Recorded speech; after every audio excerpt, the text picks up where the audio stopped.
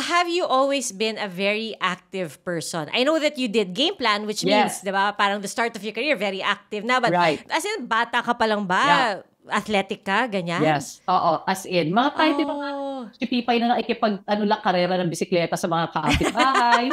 Kahit lang mga ganyan. So mga 50 meters sprint na kami-kami lang, na nakachinelas. As in, ganyan. Or even in school, I was a swimmer also because my dad comes from a family of swimmers. So all of us really had to know how to swim.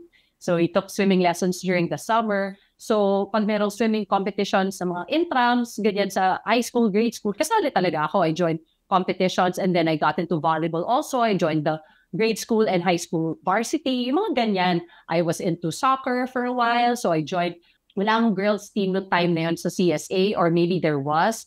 Pero sumasali kami sa boys team nung isa kong girlfriend. Wow. Oh, so ang hirap pala. Kala ko na, nahirap ako dun sa jogging. There was a time na naglakas loob ako and I joined both the swimming varsity and the volleyball varsity. So, one day and that lasted a week. I almost died. Sa pagod. Kunwari, Monday, Wednesday, Friday is volleyball training. Tuesday, Thursday, Saturday is swim training. So I tried to do that. I couldn't. Grabe naman, napaka-intense. So which one did you choose? Volleyball. Volleyball. Until I got kicked out of school. Hi, Miss Vita! My volleyball coach in CSA. Wait, you got kicked out of the team, not the school. Oh, no, thank God. No, you're right. Thank you for making that clarification. No, I didn't. Baka isipin ng mga listeners natin. I know. Alam ko kasi na nag-high school reunion ka, tapos ang saya-saya nyo doon sa high school reunion nyo, di ba? Yes, you're right. Super. So always a fun reunion to CSA. But I got picked up because kasi ang games na inter-school ay Saturdays. And then I have a really good friend, Jeffrey, who's in the band naman.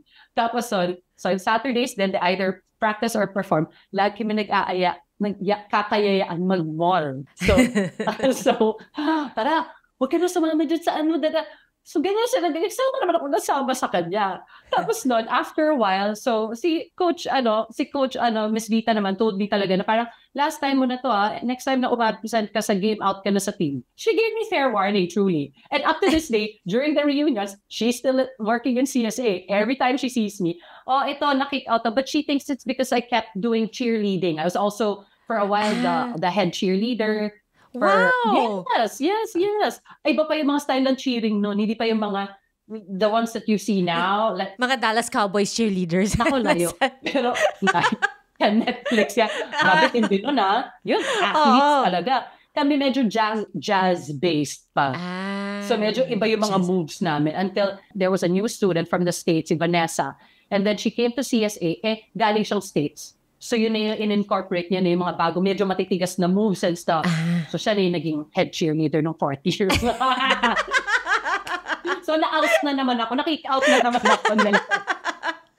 Pero wow, the way you describe yung high school life mo, so Suzy, fun. parang tsaka ikaw yung quintessential na, parang popular kid talaga, cheerleader, volleyball player, tapos friends with guys in the band, ganyan. And I remember, diba, weren't you prom queen or Miss CSA? Miss CSA, binibining CSA. Diba?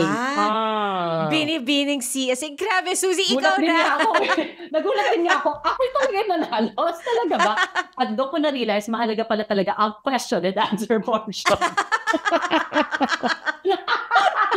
Doon ba nagkatalo? Mataas pala ang point system talaga ng question and answer.